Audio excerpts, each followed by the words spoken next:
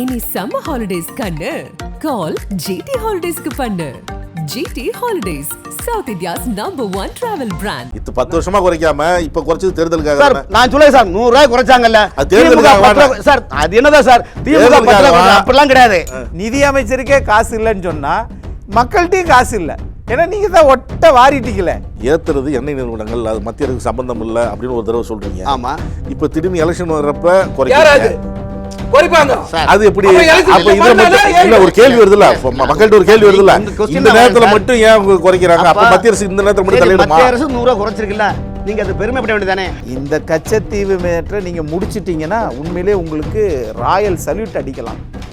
நீங்களே வாயில வடை சுட்டுக்கிட்டு இருக்கீங்க இந்தியா முழுவதும். நான் என்ன கேட்குறேன்னா, 2 நாடோடைய ஒப்பந்தங்களை பற்றி இன்னைக்கு வெளியுறவுத்துறை அமைச்சராக இருக்கிற ஜெய்சங்கர் வந்து வெளியில் வந்து பேசுறீங்கல்ல, ரஃபேல் ஒப்பந்தம் போட்டிங்கல்ல, அதை பற்றி வெளிப்படையாக பேசுங்க பார்ப்போம். உச்சநீதிமன்றத்தில் போயிட்டு அதை எப்படி நீங்கள் 2 நாட்டுக்கான ஒப்பந்தம் பேசுனீங்களா இல்லையா, அஃபிடேவிட் தாக்கல் பண்ணீங்களா இல்லையா? அப்போ யாரை ஏமாத்துறீங்க? காசு குடிக்க சொல்லுங்க சார். எங்க காசு கொள்ளடிச்சிருக்கீங்க சார். எங்க பாக்கெட்ல திருடிருக்கீங்க சார். எங்க காசு எங்களுக்கு தெரியாம எடுத்து ஒரே ஒரு உதாரணம் சொல்றேன் சார். அத பத்தி பேசுங்க சார். ஏன் பேச மாட்டீங்க? நான் சொல்றேங்க சார். வணிக பத்தி பேசுங்க சார். இந்தியாவில் வணிகம் செய்வதற்காக ஈஸ்ட் இந்தியன் என்ற கம்பெனி பிராண்ட்ல நாட்டை கொள்ளடிக்க வந்தாங்க. வணிகம் என்ற பொருளை கொள்ளடிக்க வந்தாங்க. ஆர்எஸ்எஸ் தமிழ்நாட்டுல காங்கிரஸ் குறை சொல்றீங்க. அப்போ மக்கள் வந்து உங்களை தேர்ந்தெடுக்கிறாங்க. காங்கிரஸ் செய்த தவறுகளை நீங்க சரி செஞ்சிருக்கலாம்ல. பண்ணு 80 வருஷம் செய்வோம். இப்பதானே அதான் கேக்குறாங்க. 10 வருஷமா என்ன செஞ்சீங்கன்னு கேக்குறாங்க. இன்னொரு 500 வருஷம் ஆகும் சார். கிடையாது சார். இருங்க சார். ராகம் சங்கர் படத்துல பாருங்க. தோல்விதனை எழுதட்டு வரலாறு துணை உனக்கென்று இனி யார் கூறனே. மோடியா லேடியான்னு கேட்டவங்க தான் ஜெயலலிதா, இல்லைன்னு சொல்லல. இந்த ஜெயலலிதாவுக்கு இருந்த அரசியல் ஆண்மை இவருக்கு கிடையாது. இப்போ எந்த டெஸ்ட் லேபில் போய் அந்த இதை எடுத்து டெஸ்ட் பண்ணார் அந்த ராமசீனிவாசன்? முதல்ல உங்களுக்கு அந்த இதெல்லாம் நீங்கள் கேட்டீங்களா? அதெல்லாம் இருக்கா? ஏன் அந்த 10 வருஷம் அந்த டெஸ்ட் எடுத்துக்கலாம்ல? எடப்பாடி அண்ணன் கூட தன்னுடைய மனசுல கூட அப்படி மோடியை எதிர்ப்பான கருத்தை அவர் நினைக்க மாட்டார். இன்னைக்கு வரைக்கும் 3 தடவை தோத்துச்சு. இன்னைக்கு வரைக்கும் 3 தடவை தோத்துச்சு. என்ன உறவுன்னு தெரிஞ்சா இதான் அந்த உறவு. பிஜேபி நினைத்தது பிரிந்தவர் மீண்டும் சேர்ந்து விட்டால் மாண்டு போகணும். பாஜக சேர்கள்.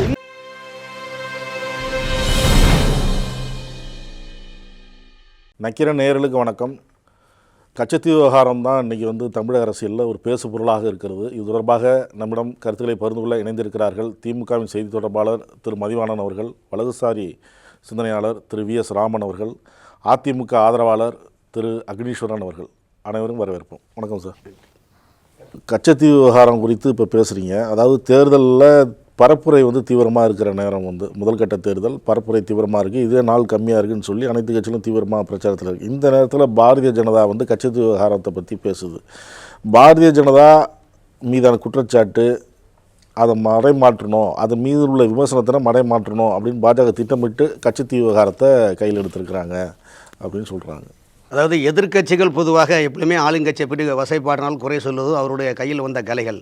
தேர்தல் வருகின்ற நேரத்தில் இன்றைக்கி கச்சத்தீவை வந்து இந்தியா பிரதமர் வந்து இன்னும் கையில் எடுக்க காரணம்னா, இந்த விஷயங்களை பொறுத்தவரைக்கும் இந்தியா நாட்டு மட்டுமல்ல வெளிநாடுகளும் தமிழ்நாட்டு மக்களும் இதை தெரிந்து கொள்ள வேண்டும். காரணம் என்னால் இந்தியாவில் பொறுத்த வரைக்கும் காங்கிரஸ் கட்சி ஆண்ட காலகட்டத்தில் தேசிய அளவில் ஆண்ட காலத்தில் மதத்தால் ஜாதியால் இனத்தால் பல நாடுகளை பிளந்து பாகிஸ்தானை தனியாக பிரித்து இது மாதிரி பல பிரச்சனைகளை குளறுபடி செய்தது இந்தியாவுடைய காங்கிரஸ் கட்சி தான். அதே போல் தமிழ்நாட்டிலையும் பார்த்திங்கன்னா தமிழ் என்று சொல்லி தமிழை வைத்து வியாபாரம் செய்து கொண்டு தமிழை மக்களை ஏமாற்றி கொண்டு இன்றைக்கி ஒரு குடும்பம் தன்னுடைய ஆட்சி நடத்தி கொள்வது திமுக ஆட்சி தான். ஸோ இந்த நிலைப்பாட்டில் பார்த்தீங்கன்னா உங்களுக்கு வந்து காங்கிரஸ் கட்சி எப்படிலாம் அந்த நேரு காலத்திலேருந்து நம்முடைய இந்திரா காந்தி அம்மையார் ராகுல் காந்தி ராஜீவ் காந்தி வரைக்கும் எப்படி துரோகம் பண்ணியிருக்காங்களா பாருங்கள்.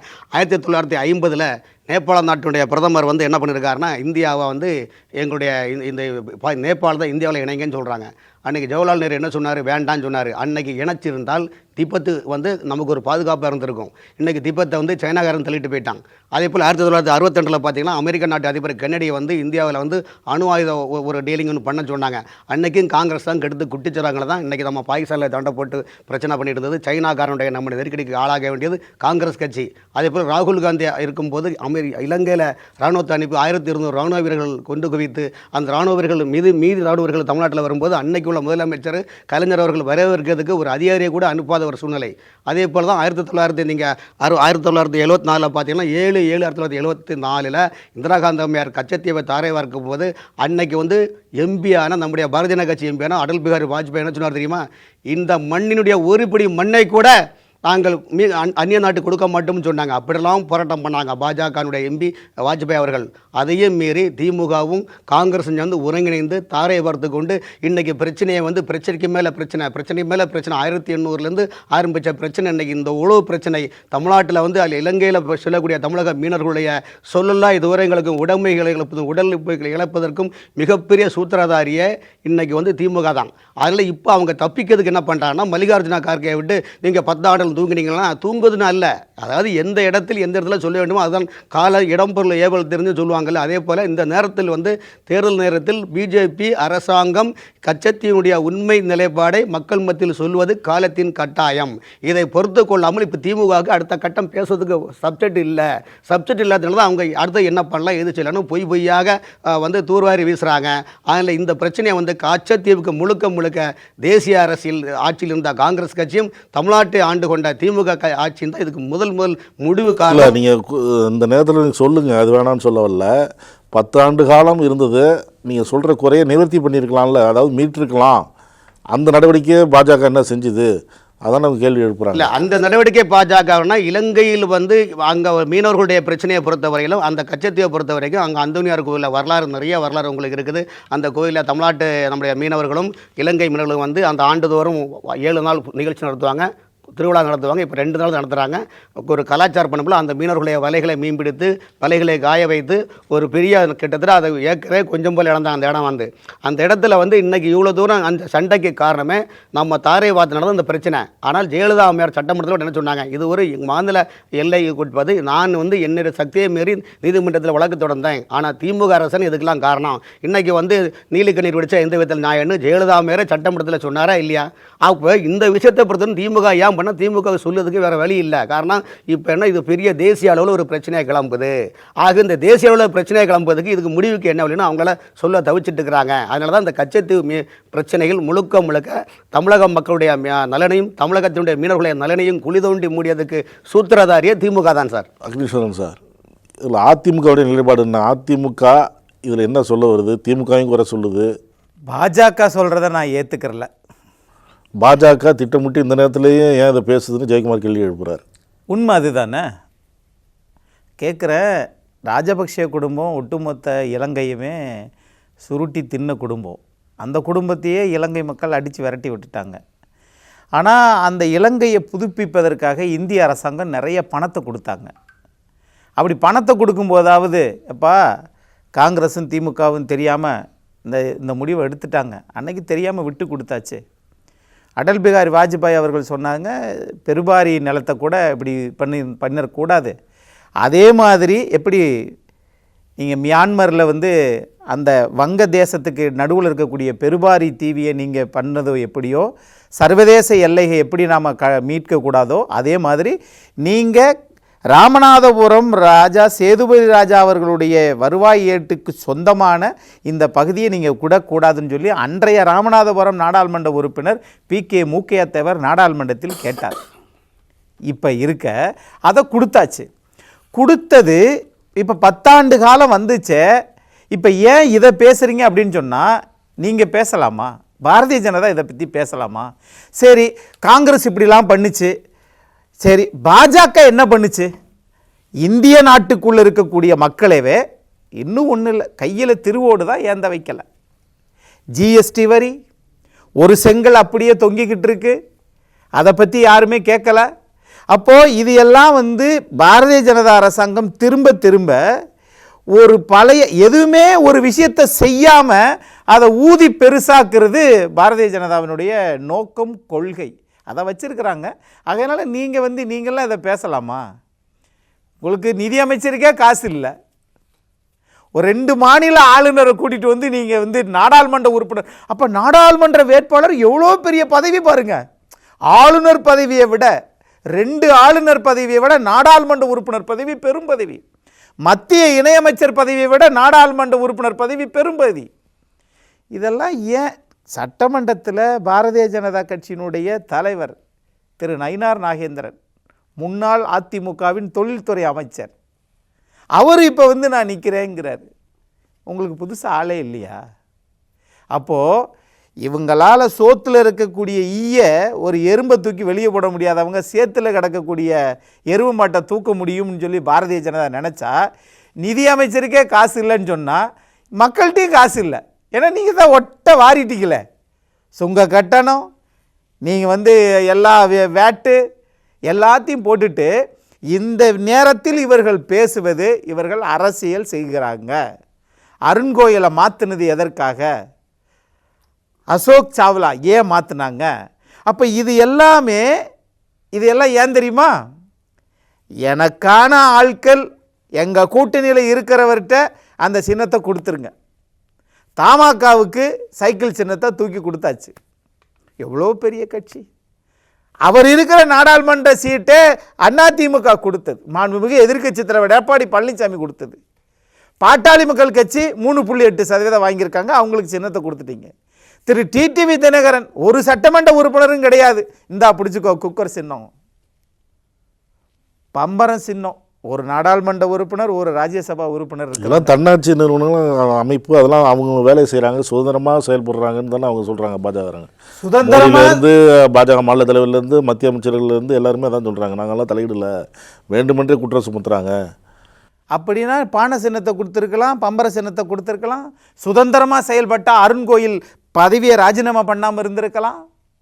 ஆக இது என்னன்னு கேட்டிங்கன்னா, இந்த அவதூறு பேசுறது, மதவாத சித்தாந்தத்தை பேசுறது, ஆக்கப்பூர்வமான விஷயம் செயல் வடிவத்துக்கு கொண்டு வர்றதை அவங்க செய்ய மாட்டேங்கிறாங்க சார்.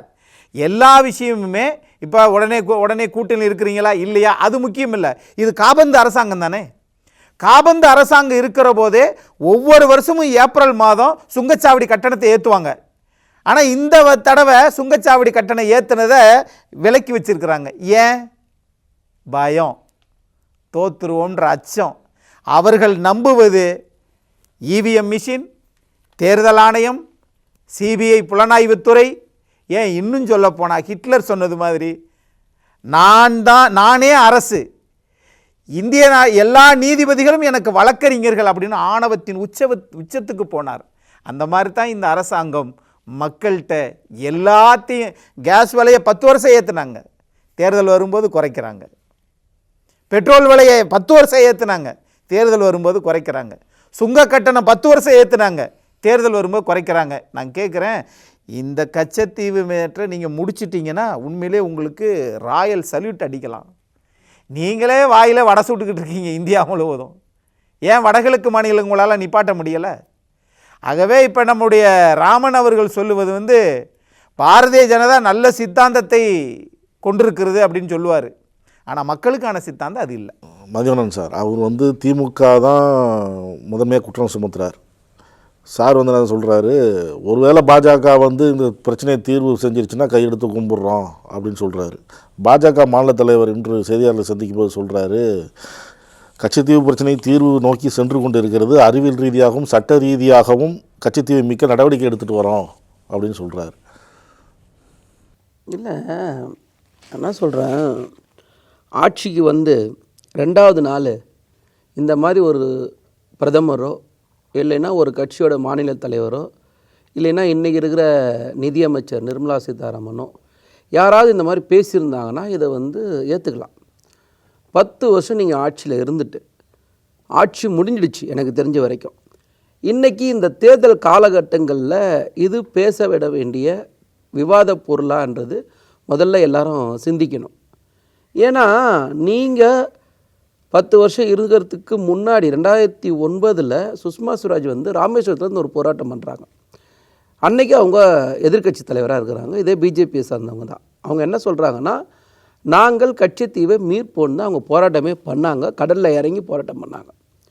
இப்போது எனக்கு ஒரு சந்தேகம், சுஷ்மா ஸ்வராஜோட நிலைப்பாடு என்ன, பிஜேபியோட நிலைப்பாடு என்ன, பிரதமராக இருக்கிற மோடியோட நிலைப்பாடு என்ன? அப்போ 3 ஸ்டாண்டு எங்களுக்கு முதல்ல தெரியணும்.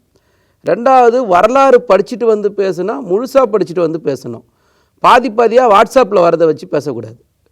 அதாவது 1973 கிருஷ்ணசாமி பேராசிரியர் அவர்கள் தலைமையில் ஒரு குழு அமைக்கிறார். தலைவர் கலைஞர் தான் அமைச்சு இந்த கச்சத்தீவு பற்றி ஒரு டேட்டாஸ் எடுக்க சொல்கிறாரு. அந்த டேட்டாஸ் எடுத்துன்னு போயிட்டு அவர் டெல்லியில் எல்லாரையும் பார்த்து பேசிட்டு வந்ததுக்கான ஆதாரங்கள் இருக்குது. ரெண்டாவது 1974 ஜூன் மாதம் 28 இந்தியா ஸ்ரீலங்கா கடல் ஒப்பந்தம் தான் இந்த ஒப்பந்தமே போடுறாங்க. இந்த ஒப்பந்தம் நடைமுறைப்படுத்துகிறாங்க. 29 அனைத்து கட்சி கூட்டம் நடத்தப்பட்டது. அனைத்து கட்சி கூட்டம் நடத்தப்பட்டு அதில் கண்டித்து தீர்மானம் நிறைவேற்றப்பட்டிருக்கு. அதுக்கு அடுத்தது ஆகஸ்ட் மாதம் 21 சட்டசபையில் கண்டன தீர்மானம் நிறைவேற்றப்பட்டிருக்கு. அன்னைக்கு தலைவர் கலைஞர் கண்டிச்சிருக்கார். 76 இதை நடைமுறைப்படுத்தும் போது இருந்தது எமர்ஜென்சி கவர்மெண்ட். முதல்ல அதை எல்லாரும் உணர்ந்தணும். அதுக்கு அடுத்த கட்டங்களில் தான் இது கச்சத்தீவை பற்றி ஸ்ரீலங்கா முழுசாக எடுக்கிறாங்க. அப்போது இந்த வரலாறை முழுசாக பேசுகிறதா இருந்தால் 2014 மோடி அவர்கள் பேசியிருக்கணும். நான் என்ன கேட்குறேன்னா, 2 நாடோடைய ஒப்பந்தங்களை பற்றி இன்னைக்கு வெளியுறவுத்துறை அமைச்சராக இருக்கிற ஜெய்சங்கர் வெளியில் பேசுகிறீங்கல்ல, அப்போ எப்படி பேசுவீங்க? 2 நாட்டுக்குடைய ஒப்பந்தத்தை வெளிப்படையாக நீங்கள் எப்படி பேசுவீங்க? அப்போனா நான் என்ன கேட்குறேன்னா, ரஃபேல் ஒப்பந்தம் போட்டிங்கல்ல, அதை பற்றி வெளிப்படையாக பேசுங்க பார்ப்போம். உச்சநீதிமன்றத்தில் போயிட்டு அதை எப்படி நீங்கள் 2 நாட்டுக்கான ஒப்பந்தம் பேசுனீங்களா இல்லையா? அஃபிடேவிட் தாக்கல் பண்ணீங்களா இல்லையா? அப்போ யாரை ஏமாத்துறீங்க அப்படின்னு பார்த்தா, இன்னைக்கு சீனா அருணாச்சல பிரதேசத்தில் 30 பகுதிகளுக்கு பேரை மாற்றுறாங்க. 12 குடியிருப்பு பகுதிகள், 11 ஏரிகள் அப்படின்னு சொல்லிட்டு எல்லாத்துக்கும் பேரை மாற்றி அவங்க வெளியிடுறாங்க. அப்போ நீங்கள் பிரச்சனையை திசை திருப்பறதுக்காக என்ன பண்ணுறீங்க சார்? அதாவது மாத்துறதுனால அவங்களுக்கு என்ன சொல்கிறேன்னா, 50 வருஷத்துக்கு முன்னாடி இருக்கிற பிரச்சனையை இவ்வளோ பெருசாக பேசுகிற மோடியும் வெளியுறவுத்துறை அமைச்சரும் நிகழ்காலத்தில் நீங்கள் பிரதமராக இருக்கிற காலகட்டங்களில் ஒரு பிரச்சனை வருதுல்ல, அதை பற்றி பேசுங்க. உங்களுக்கு தான் 56 இன்ச்சு மார்பு இருக்குல்ல, ஏன் பேச மாட்டீங்க? என்ன தடுக்குது? பயம்னு சொல்லுங்க சீனா மேலே. அதனால் நாங்கள் பிரச்சனையை திசை திருப்புறோன்னு சொல்லுங்க. நான் முடிக்கல. 1.5 சதுர கிலோமீட்டருக்கு இவ்வளோ பதற நீங்கள் 2000 சதுர கிலோமீட்டர் அருணாச்சல பிரதேசத்தில் இருக்குது. லடாக்கில் 38,000 சதுர கிலோமீட்டர் சீனா கையில் வச்சுருக்கு. கல்வான் பள்ளத்தாக்கில் செத்த வேளாண் வீரர்களை பற்றி எந்த இடத்துலையும் பிரதமர் அவர்கள் பேசலை. அன்னைக்கு இந்த இருக்கிற வெளியுறவுத்துறை அமைச்சர் இதை பற்றி பேசலை. இன்னைக்கு வரைக்கும் அதை பற்றி ஏங்க நீங்கள் பேச மாட்டீங்கன்னு கேள்வி கேட்டால் கச்சத்தீவை பேசுகிறீங்க. கச்சத்தீவை பேசுங்க, நாங்களும் சொல்கிறோம். வாங்கி கொடுத்தீங்கன்னா சந்தோஷந்தான், சரிங்களா? நான் எப்பயும் சொல்கிறது தான், சிலோனுக்கு ஸ்ரீலங்காவுக்கு மருத்துவ உதவிகள் செய்யணும்னு கொரோனா காலகட்டங்கள் நம்ம முடிவு பண்ணோம் சார். அப்போ தமிழக அரசால் கொடுக்க முடிஞ்சுதா? சொல்லுங்கள், முடியாது இல்லை. அதிகாரம் யார்கிட்ட இருக்குது? ஒன்றிய அரசுக்கிட்ட தானே இருக்குது.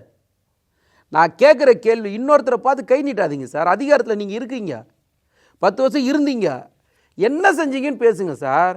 நீங்கள் திரும்ப 1974 1973 கதையெல்லாம் நீங்கள் பேசுகிறீங்கல்ல, அப்போ யாரை திசை திருப்புறீங்க? நாடாளுமன்றத்தில் திமுக உறுப்பினர் அண்ணன் இரா செழியன் இதை பற்றி கண்டித்து பேசியிருக்காரா இல்லையா? அவரே சொன்னார்ல, வாஜ்பாய் பேசினாருன்னு சொல்லிட்டு. யாருக்கு இதில் உடன்பாடு அப்படின்ற ஒரு கேள்வி வருது இல்லை. நீங்கள் நிகழ்கால பிரச்சனையை முழுசாக பேச மாட்டீங்க, வரலாறு முழுசாக பேச மாட்டீங்க, பாதியாக துண்டு துண்டாக பொய்யா பேசுவீங்க. ஏன் பேசுகிறீங்கன்றதை நான் சொல்லிடுறேன். அண்ணன் எல்லாத்தையும் சொன்னார், உண்மைதான். விலைவாசியை மறைக்க தேர்தல் நேரம் சார், மதவாதத்தை மறைக்க, வேலையில்லா திண்டாட்டத்தை மறைக்க, இந்த நாட்டில் இருக்கிற பொருளாதார பிரச்சனைகளை மறைக்க, எல்லா பிரச்சனைகளையும் மறைக்கிறதுக்காக நீங்கள் என்ன பண்ணுறீங்க? 50 வருஷ கதை, 100 வருஷ கதை, இதை பேசுகிறீங்க. நிகழ்கால அரசியலில் பேசுங்க சார், நாங்கள் வேணான்னு சொல்லலை. இப்போ உங்கள் ஸ்டாண்ட் என்ன? மீட்பீங்களா மீட்க மாட்டீங்களா அதை சொல்லுங்க. மீட்புன்னு சொல்றாரு, நடவடிக்கை எடுக்கிறோம், அறிவியல் ரீதியாகவும் சட்ட ரீதியாக நடவடிக்கை எடுக்கிறேன் அப்படி தானே பாஜக மாநில தலைவர் இன்னைக்கு சொல்றாரு. அம்மையார் இருந்தாங்கல்ல, அம்மையார் ஜெயலலிதா வழக்கு போடுறாங்க. வழக்கில் அஃபிடேவிட்டில் அவங்க என்ன சொல்லியிருக்காங்க? தமிழக அரசை கலந்தாலோசிக்காமல் என்ற வார்த்தை இருக்குது, நான் தரேன். அப்படிதான் அவங்களே ஃபைல் பண்ணியிருக்காங்க. அதுக்கு உச்சநீதிமன்ற வழக்கு வரும்போது உச்சநீதிமன்றத்தில் ஒன்றிய அரசு என்ன கொடுத்தாங்க பதில்? இன்னைக்கு ஏன் இந்த 2 நாக்கில் பேசுறீங்க? பாம்பு மாதிரியே பேசுது சார் பிஜேபி. இந்த மோடியும் இங்கே ஒரு ஸ்டாண்டு, இங்கே ஒரு ஸ்டாண்டு, வெளியில் பொதுவெளியில் பேசும்போது ஒரு ஸ்டாண்டு, உச்சநீதிமன்றத்தில் அஃபிடவிட்டாக தாக்கல் செய்யும்போது அதில் ஒரு ஸ்டாண்டு. ஏன் மாற்றி மாற்றி பேசுகிறீங்கன்னு தான் நான் கேட்குறோம். உங்களுக்கு இந்த தேர்தலை சந்திக்க திராணி இல்லாமல் நீங்கள் பிரச்சனைகளை திசை திருப்புறீங்க. நீங்கள் நேரடியாக பேசுங்க, நாங்கள் பேச தயாராக இருக்கோம். உங்களால் முடியாதுன்றதுன்னா அப்போ சுஷ்மா ஸ்வராஜ் நடித்தாங்களா, பொய் சொன்னாங்களா, போராட்டத்தில் ஏமாத்துனாங்களா தமிழக நாட்டு மக்களை? ஒத்துக்கிறீங்களா சொல்லுங்க. மோடி அவர்கள் இன்னைக்கு ஜெய்சங்கர் சொல்கிறார் சார், நீங்கள் ஆட்சிக்கு வந்ததுக்கப்புறம் 3168 மீனவர்கள் கைது செய்யப்பட்டிருக்காங்க சார். 400 படகுகள் பறிமுதல் செய்யப்பட்டிருக்குது சார். நாங்கள் வந்தால் எதுவும் நடக்காதுன்னு சொன்னீங்களா இல்லையா சார்? யாரை சார் ஏமாத்துறீங்க? தேர்தலுக்கு தேர்தல் ராமன் சார், நீங்கள் பேசும்போது நான் அமைதியாக இருந்தேன், நான் பேசும்போது நீங்கள் அமைதியாக இருங்க, அப்போ தான் நல்லா இருக்கும் விவாதம். என்னதான் நீங்கள் ஆளுங்கட்சியாக இருந்து எப்படியாங்க சொல்லுங்கள்? என்னதான் நீங்கள் ஆளுங்கட்சியாக நீங்கள் பாட்டு சிறையில் அடைக்கப்படல வைக்கிறோம் அப்படின்னு தானே சொல்கிறாங்க. யாரும் இது வரைக்கும் கொல்லப்படலை அப்படிங்கிறது தான். பாஜக வந்ததுக்கு அப்புறம் யாரும் கொல்லப்படலைங்கிறாங்க. அவங்க சுட்டு கொல்லப்படுறது. சாமி உங்கள் கட்சியில் இருந்தாரா? நான் தான் படகுகள் பறிமுதல் செய்ய சொன்னேன்னு சொன்னாரா சொல்லலையா? அதை கண்டிச்சு யாராவது பேசுனாங்களா? மீண்டும் மோடி பிரதமரா வரக்கூடாதுன்னு சொல்றாரு, அதையே கண்டிக்கல. நான் அதைத்தான் நான் கேட்கிறேன். மீண்டும் மோடி பிரதமரா வரக்கூடாதுன்னு சொல்றாரு, அதையே யாரும் அவங்க கண்டிக்கல. அப்போ சுப்பிரமணிய சாமிக்கோ எங்க கருத்துக்கும் சம்பந்தம் இல்லைன்னு மோடியை சொல்லுங்க. சரிங்க, அவர் சொன்னது பொய்ன்னு சொல்லி அவர் மேல நடவடிக்கை சொல்லுங்க. இவங்க கட்சியிலே வெளிநாட்டோட அவர் உறவுல இருக்காருன்னு சொல்லி நடவடிக்கை சொல்லுங்க. ஏன் எடுக்க மாட்டீங்க? அப்போ உங்களுக்கு என்ன தடுக்குது? யார் மேல பயம்? அதுதான் நான் சொல்றேன்ல, நீங்க பொது வெளியில பொய் பேசுறீங்கன்ற. இன்னைக்கு மக்கள் வீழ்ச்சிக்கிட்டாங்க, உங்களை வீட்டுக்கு அனுப்புறது மக்கள் முடிவு பண்ணிட்டாங்க. தமிழ்நாட்டு மக்கள் உங்களுக்கு டெபாசிட் இழக்க வைக்க போறாங்கிறது தெரிஞ்சு போச்சு. அதனால என்ன பண்றீங்க? விலைவாசியை பத்தி பேசாம, வேலையில்லா தினத்தை பத்தி பேசாம, ஆண்டுக்கு 2 கோடி பேருக்கு வேலை கொடுப்பேன் நீங்க கொடுத்தீங்களா? பல்வேறு குற்றச்சாட்டு பாஜக மேல இருக்கிறதுனால தான் இந்த பிரச்சனையை கையில் எடுக்கிறாங்க அப்படிங்கிறது. சார் எந்த குற்றச்சாட்டும் கிடையாது சார். அதாவது இவங்க காயிலே 1000 தவறுகளை வச்சுக்கிட்டு தேர்தலுக்காக ஒரு நாடகம் சார். அதில் எல்லா மாநில, அதாவது ஒரு இந்தியாவுடைய டெவலப் என்பது மாநில அரசு கையில் தான் இருக்குது. அதில் மாநில அரசு எல்லாமே நீங்கள் பாட்டுக்கு உங்கள் இஷ்டத்துக்கு பண்ணிட்டு இருப்பீங்க. தேர்தல் வரத்தில் மட்டும் எல்லாம் மேலோகம் பார்த்துடுவாங்க கவுண்டர் பண்ணி சொன்ன மாதிரி எல்லாம் மேலோகம் பார்த்துடுவாங்க என்ன அர்த்தம் மக்கள் சொல்லுங்கள். நீங்கள் இப்போ அவர் சொன்னார்ல சுப்பிரமணிய சாமி இப்படி சொல்கிறாரு. அப்போ சுப்பிரமணிய சாமி பேச்சு அது பெருசாக எடுத்துக்கல. என்ன சொல்கிறீங்க பிஜேபி? மீனவர்களை பற்றி நான் இலங்கையில் உள்ள சார், இலங்கையில் உள்ள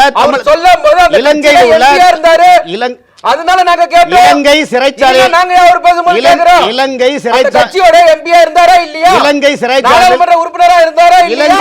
இலங்கை அதனால தான் நாங்க பேச விடுங்க சார். இலங்கை சிறைச்சாலையில தூக்கு தண்டனை விதிக்கப்பட்ட மீனவர்களை இந்த நாட்டு பிரதமர் சட்டத்துறை வெளியுறவு அமைச்சர் மீட்டாரா இல்லையா? அப்புறம் எதுக்கு சார்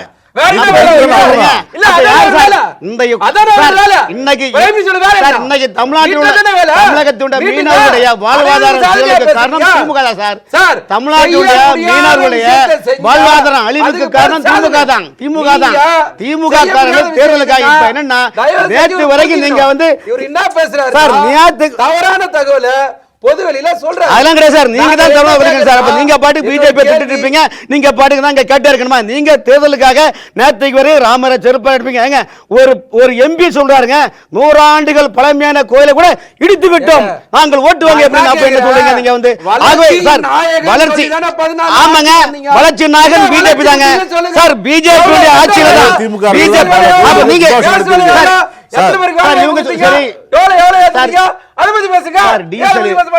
திமுக தேர்தல் அறிக்கையில டீசல் சிலிண்டர் பெட்ரோல்லாம் விலை குறைக்கிறேன்னு சொல்றாங்களே, இவங்க இந்தியாவில் இருக்கிறாங்களா வெளிநாட்டில் இருக்கிறாங்களா? சொல்லுங்க, அதை சொல்லுங்க. ஒரு மத்திய அரசுடைய சொந்தமான ஒரு துறையா நான் விலை குறைப்பேன் எவனா நம்புவானா? யாரா நம்புவாங்களா சார்? சிலிண்டர் 500 ரூபாய் கொடுக்க முடியுமா? எங்களால் கொடுக்க முடியுமா? நீங்க தேர்தல் வாக்குல தேர்தல் நேரத்தில் 100 ரூபாய் குறைச்சிங்க சார். தேர்தல் நேரத்தில் 100 ரூபாய் குறைக்கிறேன்னு சொன்னாங்களா? இவங்க குறைக்கலையே. சொல்லுங்க, சிலிண்டருக்கு 100 ரூபாய் குறைக்கன்னு சொன்னாங்களா இல்லையா? என்ன குறைச்சாங்க? தேர்தலுக்காகவா? ஒரு நிமிஷம், இது 10 வருஷமா குறைக்காம இப்ப குறைச்சது தேர்தலுக்காக சார். நான் சொல்லுங்க சார், 100 ரூபாய் குறைச்சாங்கல்ல சார். அது என்னதான் சார் திமுக அப்படிலாம் கிடையாது. மக்களுக்கு எந்த நேரத்தில் எப்படி தேவை என்பது ஒரு ஆட்சியாளர்களுக்கு தெரியும். அப்படிலாம் கிடையாது. திமுக அது கூட பண்ணல. திமுக அதை கூட பண்ணல சார். இன்னைக்கு திமுக ஆட்சியில் இருந்த விலை எடுத்து பாருங்க, இன்னைக்கு எல்லாம் 10 மடங்கு மேல இதை நீங்க பேச மாட்டேங்கிறீங்க. உங்களுக்கு என்ன சார்? நீங்க என்ன சொல்றாரு? கேஸ் விலை குறைப்பு, பெட்ரோல் விலை குறைப்பு, நான் டீசல் விலை குறைப்பை பற்றி பேசினார். நீங்கள் முதல்ல எதுக்கு ஏற்றுனீங்கன்னு கேட்டால் ஏன் குறைக்கலன்னு பேசுகிறீங்க? ஏற்றுனது குத்தமா, இறக்குறது குறையுமா? எனக்கு ஒருமே புரியல. விவாதம் தலைப்பு மாறி போகுது. அதே நேரத்தில் இதே வேலைதான் விலை ஏற்றத்தில் பேசுறது. இப்போ இதில் ஒரு கேள்வி வருது இல்லை, அந்த கேஸு மற்றும் இந்த டீசல் விலை பெட்ரோல் விலையில் ஏற்றுறது எண்ணெய் நிறுவனங்கள், அது மத்திய அரசுக்கு சம்பந்தம் இல்லை அப்படின்னு ஒரு தடவை சொல்கிறீங்க. ஆமாம். இப்போ திடீர்னு எலெக்ஷன் வர்றப்ப குறைக்கிறாங்க. அது எப்படி? அப்ப இதுல மட்டும் இல்ல, ஒரு கேள்வி வருதுல்ல, மக்கள்கிட்ட ஒரு கேள்வி வருதுல்ல, இந்த நேரத்துல மட்டும் ஏன் குறைக்கிறாங்க? அப்ப மத்திய அரசு இந்த நேரத்துல மட்டும் தலையிடுமா? மத்திய அரசு 100 ரூபா குறைச்சிருக்குல்ல, நீங்க அது பெருமைப்பட வேண்டியதானே. ஆனா மாநிலத்தை திமுக அரசு நாங்கள் ஆட்சிக்கு வந்த சிலிண்டருக்கு 100 ரூபா குறைப்புன்னு சொன்னாங்க இல்லையா? அப்போ உங்க வார்த்தை என்னடி மீனாட்சி, சொன்னது என்னாச்சு? நேற்றோடு நீ சொன்ன வார்த்தை காத்தோடு போயாச்சுன்னு சொல்லலாமா? சொல்லுங்க. விலைவாசியை பத்தி பேசும்போது ஐயா மோடி என்ன சொன்னாரு? மாநிலத்தோட வரி பகிர்வை பத்தி ஒரு பேச சொல்லுங்க. நீங்க வரதுக்கு முன்னாடி எங்களுக்கு வரி எவ்வளவு வந்தது, நீங்க வந்ததுக்கு அப்புறம் வரி எவ்வளவு குறைஞ்சது? நீங்க மட்டும் ஆட்சியில வந்து எடப்பாடி அமைச்சரையில இருந்தா விலை பொருள் இன்னைக்கு 100 மடங்கு விலை இருக்கு. இவங்க பேசுறாங்க 2 கால் இல்லாத 1 கால் விலை பத்தி குறை சொன்ன மாதிரி பேசுறீங்க. நீங்க வந்து 25 லட்சம் ரூபாய் விட்டு கொடுத்திருக்கீங்க சார். இத பேசி பேசி இத பாருங்க, காசு குடிக்க காரங்களுக்கு இதெல்லாம் கை வந்தாங்கல சார். இந்த கொள்ளையடிகள் எங்க பாக்கெட்ல வச்சிருக்கீங்க சார். சார் ஒரே எங்களுக்கு தெரியாம எடுத்து ஒரே ஒரு உதாரணம் சொல்றேன் சார். அத பத்தி பேசுங்க சார். ஏன் பேச மாட்டீங்க? நான் சொல்றேங்க சார், வரியை பத்தி பேசுங்க சார். இந்தியாவில் 1000 ஆண்டு காலம் வரலாறு எடுத்து பாருங்க. 800 ஆண்டு காலம் இந்தியாவில் மெகலாயர்கள் எல்லாரும் போர்ச்சுகீசர் எல்லாரும் வந்தாங்க. 200 ஆண்டு காலம் டச்சுக்காரங்க, பிரெஞ்சுக்காரங்க, பிரிட்டிஷ்காரங்க வந்தாங்க. ஈஸ்ட் இந்தியா கம்பெனி சொல்றீங்க சார். சார் என்ன பேசுறீங்க சார்? நீங்க ஆளுங்கட்சி நாங்க அதுக்காக என்ன பண்ண முடியும்? நான் சொல்றேன் sir. Sir East India company என்ன சொல்லுங்க சொல்லுங்க. அவரு பேசும்போது எப்படி பேச முடியும் சொல்லுங்க. நீங்க அவருக்கு முக்கியத்துவம் கொடுத்தா சார் 1000 ஆண்டு, அதாவது இந்தியாவில் வணிகம் செய்வதற்காக ஈஸ்ட் இந்தியன் என்ற கம்பெனி பிராண்ட்ல நாட்டை கொள்ளடிக்க வந்தாங்க. வணிகம் என்ற பொருளை கொள்ளடிக்க தமிழ்நாட்டுல திராவிடம் என்ற பெயர்ல இன்னைக்கு வந்து மக்களை ஏமாற்றி ஒரு குடும்ப ஆட்சிக்கா சார், ஒரு குடும்பம் வாழ்வதற்காக இன்னைக்கு தமிழ்நாட்டு மக்களை 8 கோடி மக்களுடைய வாழ்வாதாரத்தை அழித்துக் கொண்டிருக்கிற திமுக சார் வந்து இதை பற்றி குற்றம் சொல்றாங்க. வந்து சொல்லுங்க வந்து நீங்க ஒரு சார் இதுக்கட வேலைக்கு சார் வேலைக்கு ஓனர் சார் நீ வாங்க நீ இம்பீட் வேண்டும் இப்படி பேசுனா என்னங்க அர்த்தம் இருக்குது? அவங்களே மதிவாணன் சொல்லும் பொழுது கச்சத்தீவு இந்த மாதிரி ஒப்பந்தம் போடுறப்ப மாநில அரசை கலந்து ஆலோசிக்கவே இல்லை அப்படின்னு சொல்கிறார். இப்போ நீங்கள் வந்து திமுகவுக்கு குறை சொல்கிறீங்களே, அதிமுக வந்து திமுகவுக்கு குறை சொல்லுது இந்த விஷயத்தில். அதாவது நண்பர் மதிவாணன் திமுகவினுடைய எதிர்த்து அப்போல்லாம் இப்போ கலைஞர் குரல் கொடுத்தாருன்னு தான் சொல்கிறாங்க. இல்லை இல்லை இல்லை இல்லை இல்லை இல்லை 74ல் எமர்ஜென்சி இல்லை. அப்போ தமிழ் 76 தான் சொன்னேன். 76க்கும் 74க்கும் சம்மந்தமே கிடையாது. ஒன்று 74ல் இங்கே இந்திய நாட்டினுடைய வெளி விவகாரத்துறை அமைச்சர் இருந்தது ஸ்வரன் சிங். நாடாளுமன்ற உறுப்பினர் PK முக்கிய தவிர அங்கே கேட்குறாரு. நீங்கள் சொல்லக்கூடிய இன்றைக்கி TR பாலு அவர்கள் மாதிரி அன்றைக்கு திமுகவிலே 22 வருஷம் எம்பியாக இருந்தது திரு இரா செழியன். மாற்றமே கிடையாது. ஆனால் இவர் கேட்கும்போது யார் PK முக்கிய தவிர இந்திரா காந்தி அவர்களை வச்சுக்கிட்டே கேட்குறாரு, அம்மா உங்கள் அப்பா தவறு பண்ணிட்டாரு, எங்கள் காஷ்மீருடைய இடத்த பாதி இடத்த சீனாவுக்கு கொடுத்துட்டாரு, அதுவே இந்தியாவுக்கு செய்த ஒரு தீங்கு தான். அதே மாதிரி நீங்களும் அவருடைய மகளும் இந்தியாவில் தமிழ்நாட்டுக்கு சொந்தமான இடத்த நீங்கள் கொடுக்காதீங்க அப்படின்னு சொல்லி சொன்ன பேசிய குறிப்புகள் இன்றைக்கி இருக்குது. அப்போ 74ல் நீங்கள் இதை MP ராமநாதபுரம் MP ஸ்வரன் சிங்கிட்ட கேட்கும்போது அவர் சொல்கிறாரு, இல்லை நீங்கள் எங்களிடம் விசாரிக்காமல் கேட்காமல் மாநில அரசை கேட்காமல் நீங்கள் கொடுத்தது தவறு அப்படின்னு சொல்லும்போது ஸ்வரன் சிங் அவர்கள் பேசிய குறிப்பு, இல்லை நான் 1க்கு 2 முறை முதலமைச்சரிடம் பேசிவிட்டேன், வழக்கில் ஆவணங்கள் வேற, யார் முதலமைச்சர் சார்? அப்ப யார் முதலமைச்சர்? எப்படி சார் முதலமைச்சரை கேட்காம கொடுத்தாங்க? அதுக்கு அதான் தகவல். ஆகவே இவங்க வந்து இப்ப என்ன கேட்டீங்கன்னா இப்ப என்ன மாநில அரசு கலந்தா சொல்லிக்கல ஆலோசிக்கவே இல்ல அப்படின்னு சொல்றாங்க. மாநில அரசு கலந்து ஆலோசிக்காமல் அப்ப நாடாளுமன்ற உறுப்பினர் இரா செழியன் அங்க என்ன பேசினார்? அப்ப அம்மா பேசினார் போட்டு பொய்யான தகவல் சொன்னாங்க. ஆகவே இவர்கள் வந்து நீங்க கச்சத்தீவை தமிழ்நாட்டு எல்லையிலிருந்து கொடுக்கிற போது 74 நாட்டின் முதலமைச்சர் யார்? திரு மு கருணாநிதி அவர்கள். ஆக அததான் செய்திங்க. சட்டமன்றத்துல தீர்மானம் எதிர்த்து தீர்மானம் போட்டதுன்னு சொல்றாங்களே. கொடுத்ததுக்கு பிறகு தீர்மானம் போட்ட என்ன போடாட்டி என்ன? எல்லாத்தையும் கொடுத்ததுக்கு பிறகு தீர்மானம் போட்டு என்ன செய்ய? ஈழத்தை அழிச்சதுக்கு பிறகு தீர்மானம் போட்டீங்க, என்ன செய்ய? யாருக்கு பயன்படுது? ஆக இது ஒண்ணு. ரெண்டாவது இப்ப இருங்க, அடுத்து இப்ப ரைட் நீங்க குறிச்சு வச்சு மொத்தமா சொல்லுங்க. இப்ப நான் இப்ப என்ன கேக்குறேன்னா, நீங்க பேசும்போது நான் அமைதியா இருந்தேன்ல, என்ன பேச அனுமதிங்க. அதுதான் விவாதமும் கூட. நான் கேக்குறேன், வெளி விவகார செயலாளராக இருந்தவங்க, வெளி விவகாரத்துறை அமைச்சராக இருந்தது முதல்ல காங்கிரஸ்காக போட்டாங்க நட்வர் சிங். அதுக்கு பிறகு நம்முடைய தஞ்சாவூர்ல பிறந்த நம்ம இப்ப இருக்கக்கூடிய ஜெய்சங்கர் வெளிவிவகாரத்துறை செயலாளர் இருந்தவர் இன்னைக்கு வெளிவிவகார அமைச்சர் இருந்திருக்கார். நான் கேட்கிறேன், திமுகவும் காங்கிரஸும் ஈழத்தை விட்டு கொடுத்தது மாதிரி கச்சத்தேவி விட்டு கொடுத்துட்டாங்கல்ல. 10 வருஷம் இருந்தீங்கல்ல, நீங்க பேசலாமா? என்ன செஞ்சீங்க? அப்போ உங்ககிட்ட பிடிவாதம் இருக்கிறது அப்படின்னு சொன்னா இப்ப பேசுறதுனால இந்த நக்கீரன்ல நான் சொல்றேன் சார், எந்த பிரச்சனையும் தீராது. பாஜகவும் திமுகவும் கூட்டணி சேர்ந்து செய்யாத ஒரு பிரச்சனையை இப்படி பேசி பூதாகரமாக்குவதுதான் இவங்களுடைய வேலை. யார் செய்ய போறா?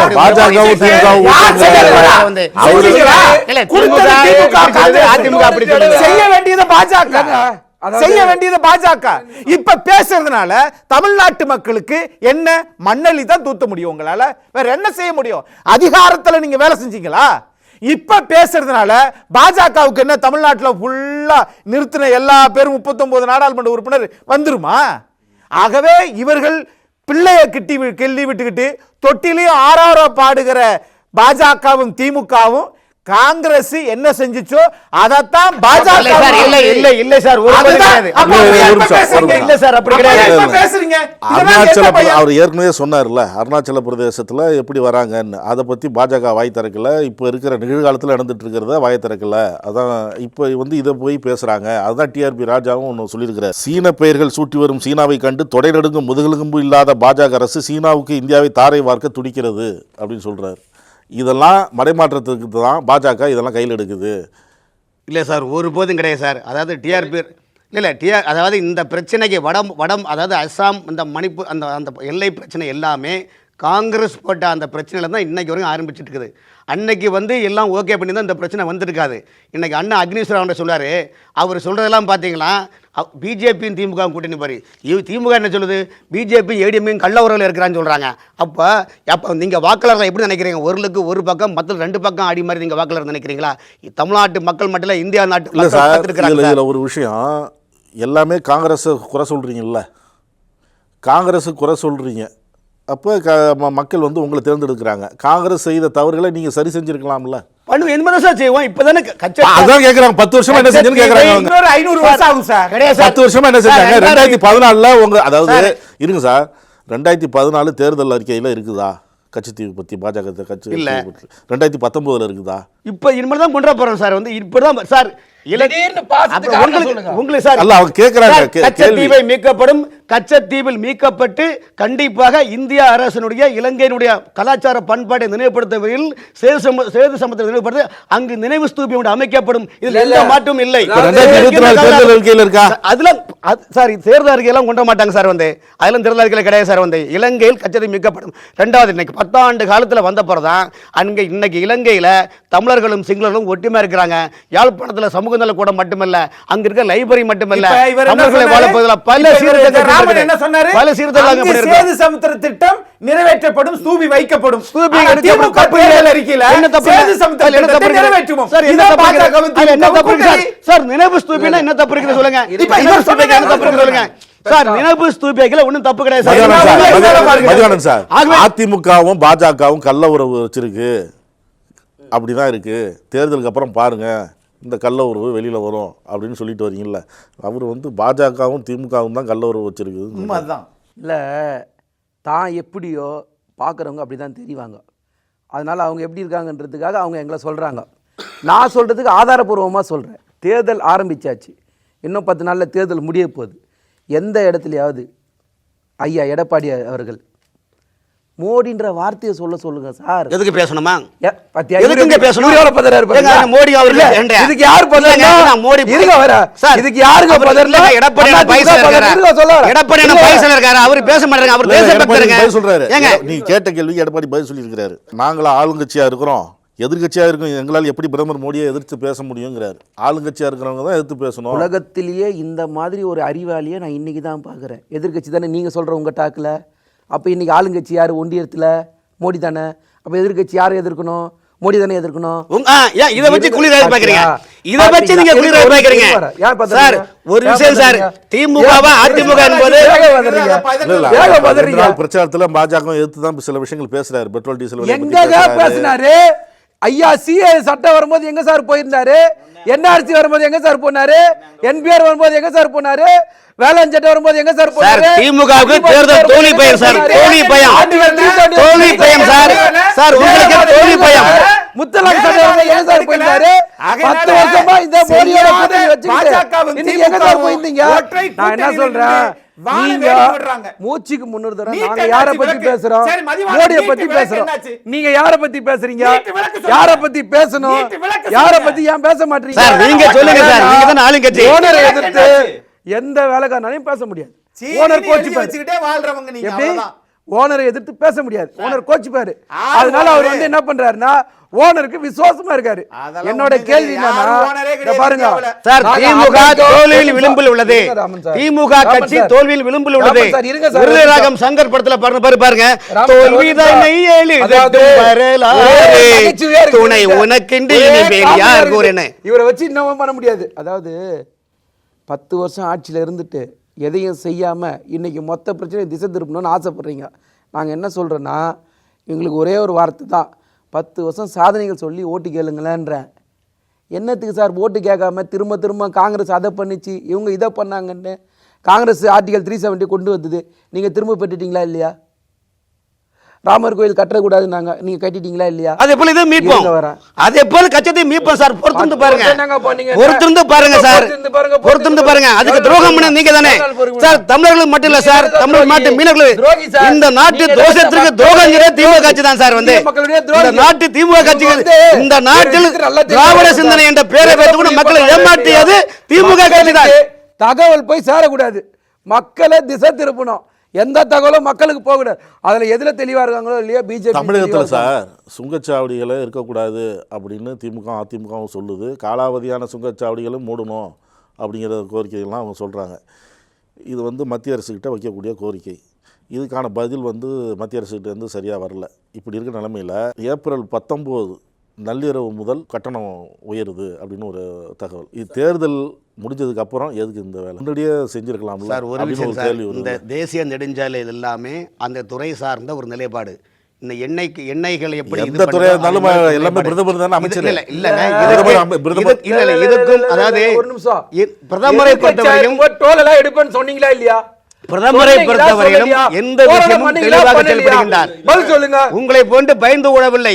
அதாவது மக்களுக்கு தேவையான திட்டங்களை பயந்து ஓடவில்லை அப்படின்னா இதுல ஒரு கேள்வி வருது இல்ல. தேர்தல் ஒண்ணு அந்த கட்டண உயர்வை உடனடியாக அமல்படுத்தணும். அதனால தமிழ்நாட்டில் முதல் கட்டம் முடிஞ்ச உடனே அமல்படுத்துறது சார், இது ஒரு அரசு எடுத்துக்கூடிய பாலிசி. நீங்கள் தேர்தல் இதுக்கெல்லாம் சுண்டு முடியுங்களா? அப்போ இதை அதாவது ஒரு விஷயங்களுங்க, இப்போ இதே 10ஆம் தேதி போட்டிருந்தா, இதை அடுத்த மாதம் போட்டிருந்தாங்க என்ன நினைப்பீங்க?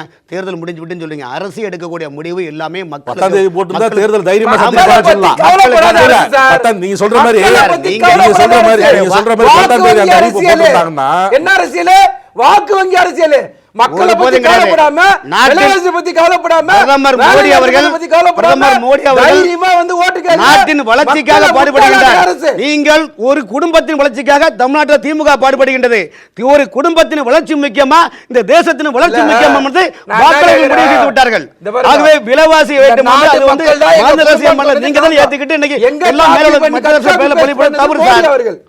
ஒருபோதும் கிடையாது. மக்களுக்கு இன்னைக்கு துரோகம் சார் பண்றீங்க. சார் இன்னைக்கு இந்தியாவில் ஒரு கட்சியை நீங்க சொல்லுங்க, நாட்டின் வளர்ச்சியை முன்னிறுத்த நாங்க வந்து பிஜேபி ஓட்டு கேட்குது, இதுக்கு வந்து 3வது வாட்டி நாங்க தான் வரப்போறோம். நீங்க வரப்போறதும் கிடையாது. நீங்க வந்தா வாரம் ஒரு பிரதமர் ஆவீங்க.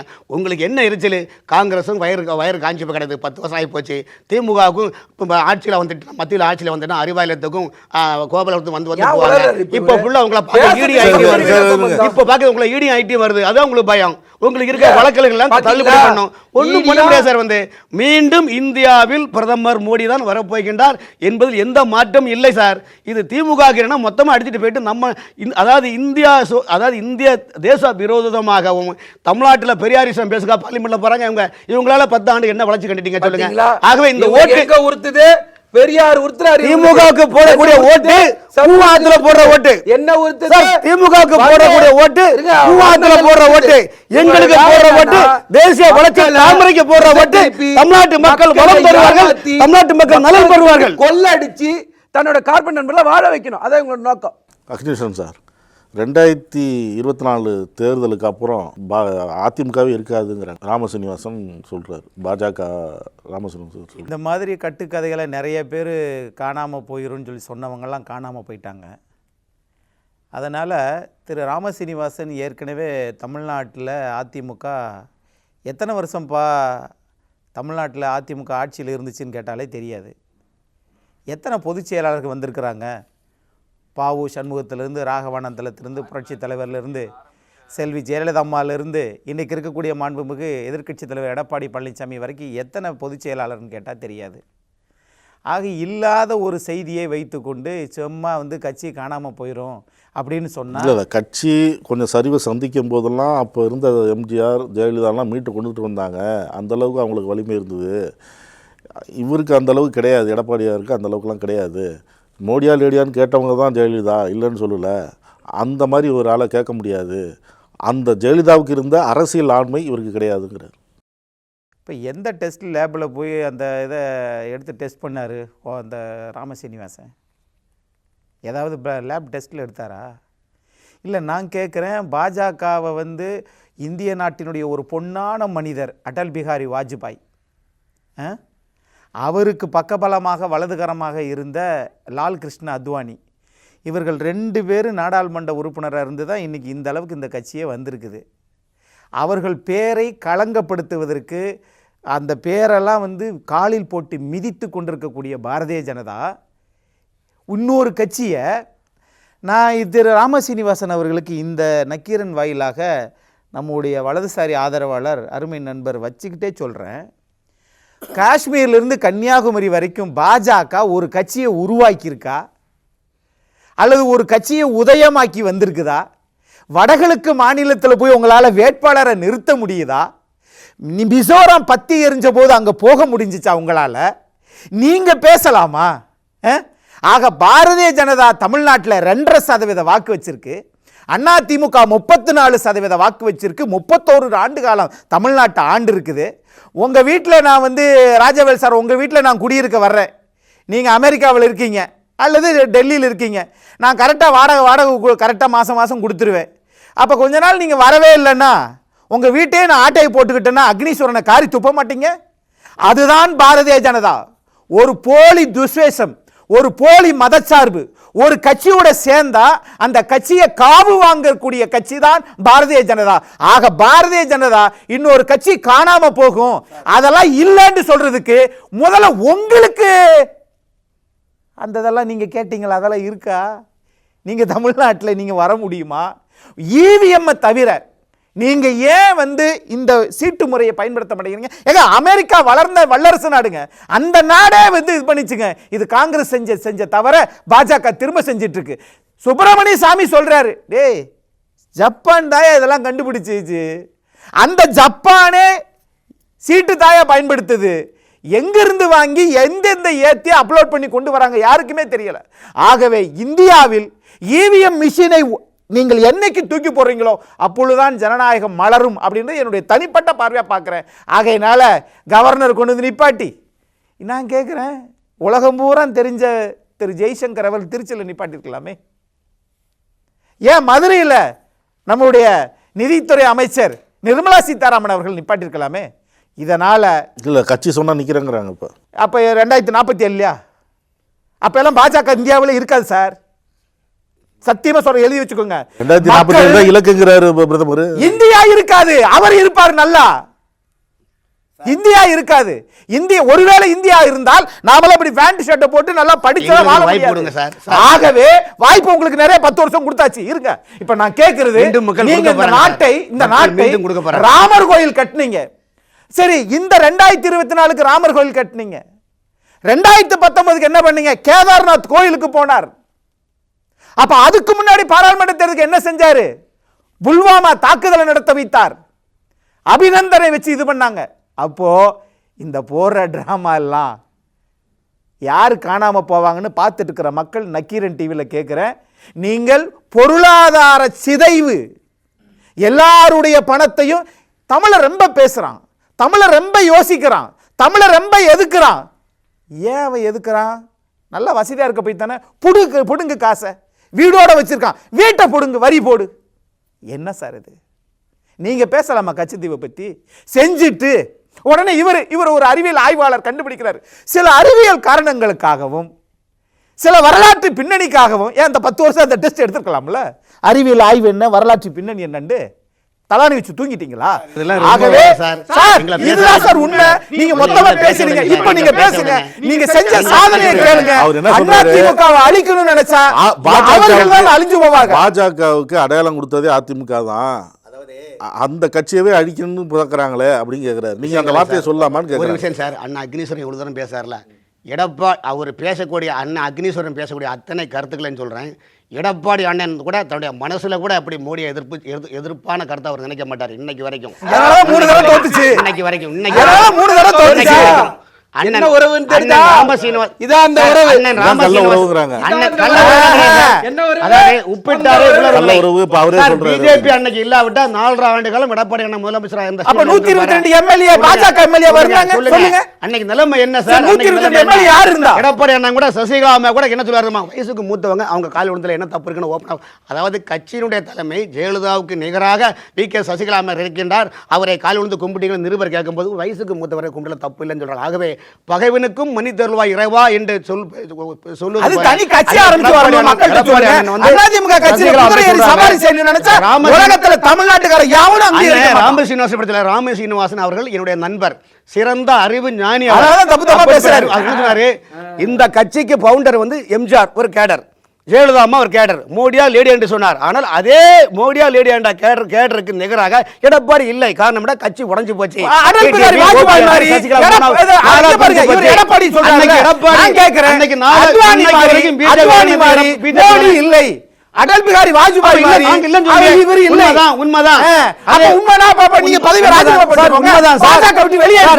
4.5 ஆண்டு காலம் பிரிந்தவர்களை ஒருங்கிணைத்தவற்றதும் பிஜேபி தான். ஆனால் இவர்களும் வேண்டாம் வேண்டாம் நினைச்சோம். பிஜேபி நினைத்தது பிரிந்தவர் மீண்டும் சேர்ந்து விட்டால்.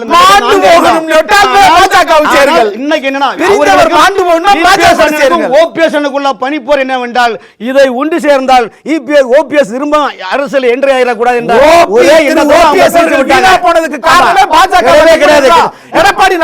பிஜேபி இருந்தாலும் இங்க 4 வருஷம் ஆட்சியில் அமைஞ்சு சார். இன்னைக்கு எடப்பாடி மனசுல இருந்து ஒரு வார்த்தை கூட பிஜேபி எதிரான கருத்து வராது சார்.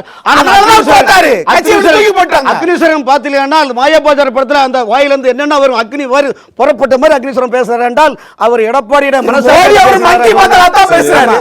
சமீபத்தில் பேட்டி கொடுத்தார் சுப்பிரமணிய சாமி.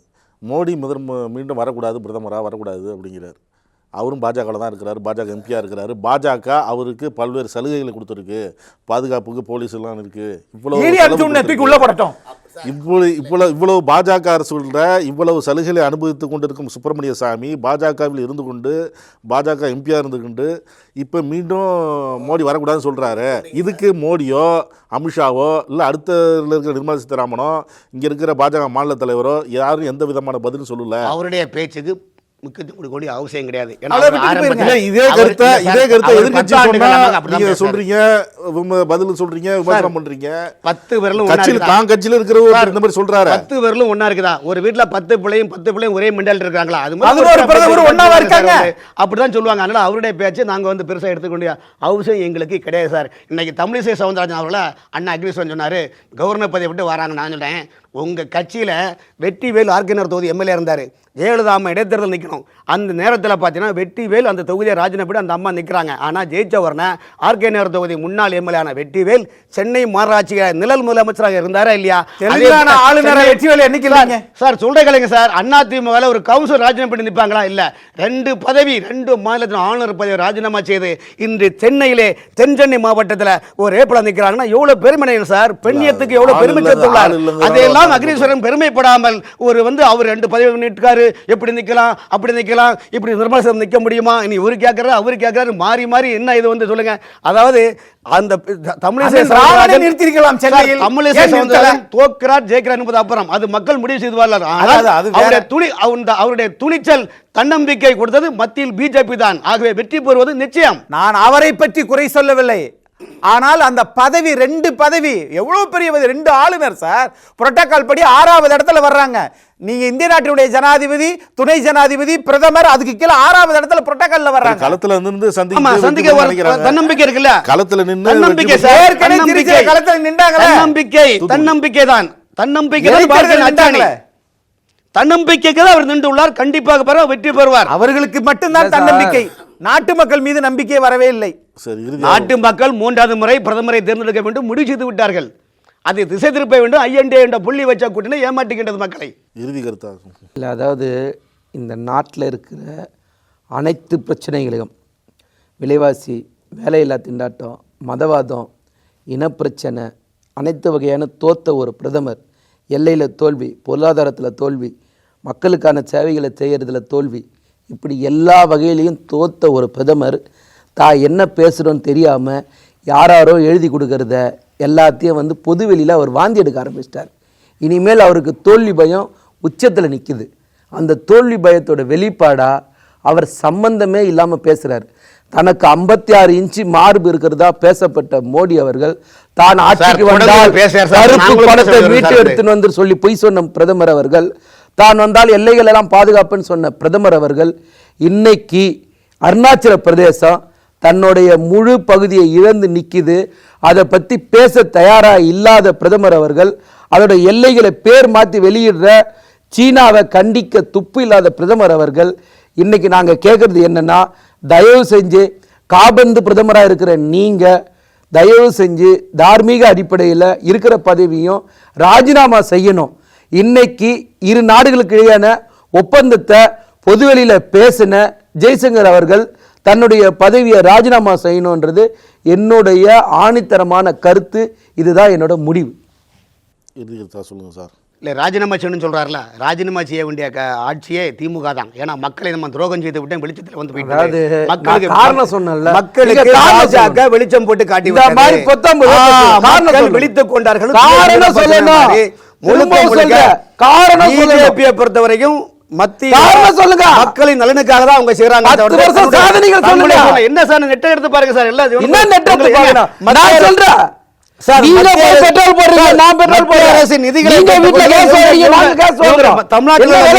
ஸ்மார்ட் சிட்டி யாருக்கு திட்டம் சார்? அனிமேட்டிஸ் திட்டம் யாருக்கு திட்டம் சார்? நெடுஞ்சாலை திட்டம் யாருக்கு திட்டம் சார்? அத்தனை நிதிகளும் திட்டம் சார். நீங்க 2014 மத்திய அரசு ஒதுக்கீடு செய்யப்பட்ட தொகையும் திட்டங்களையும் திமுக தயாரா? அது கொடுக்க மாட்டாங்க. சும்மா ஏமாத்தி இவங்களை மக்களை ஏமாத்தணும். மக்கள் ஏமாற மாட்டாங்க. உங்களிடம் நீங்கள் தோல்வியை தழுவது உறுதி. வெயிட் பண்ணுங்க, முடிவு செய்து விட்டாங்க. வெயிட் பண்ணுங்க, வெயிட் பண்ணுங்க. தோல்வி பிஜேபி சந்திக்குதா இல்லையான்னு பாருங்க. 2024 18வது நாடாளுமன்ற தேர்தல், அதாவது ஒவ்வொருதுமே நம்ம டெஸ்ட் எடுத்து பார்க்க முடியாது. மக்கள் ஏற்கனவே பட்ட பாடங்களிலிருந்து வாக்களிப்பார்கள். யார் தேவை, வளர்ச்சி தேவையா அல்லது தமிழ்நாட்டு மக்களுக்கு மதவாத சித்தாந்தம் தேவை என்ற மக்கள் முடிவெடுத்து அரங்கத்திற்கு பல்வேறு கருத்துக்களை பகிர்ந்து கொண்டதற்கு நன்றி சார். நக்கீரன் டிவிக்கு சப்ஸ்கிரைப் செய்யுங்கள். உங்கள் ஆதரவே எங்கள் பலம். ஆசிரியர்களுக்கு நண்பனாகவும் மாணவர்களுக்கு ஆசானாகவும் திகழும் தேர்வு வழிகாட்டி ஒவ்வொரு பாடத்திற்கும் அனுபவமிக்க ஆசிரியர்களின் துல்லியமான தெளிவான விடைகள். CNC இருக்கு, தேர்வு பயம் எதற்கு? இது தீரன் பப்ளிஷிங் ஹவுஸ் விற்பனை வெளியீடு.